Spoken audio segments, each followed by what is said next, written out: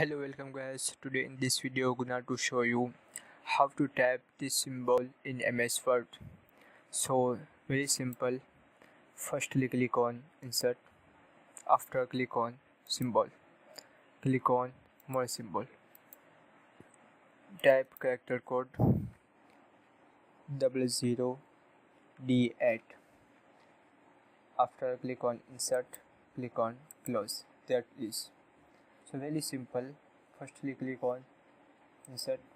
After click on symbol, click on more symbol. Tap character code 00D8. After click on insert, click on close. That is this symbol is in Danish, Norwegian, Faroese and South Sami language.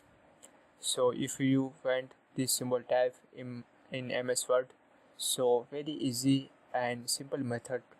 Thank you for watching my video. Please subscribe my channel.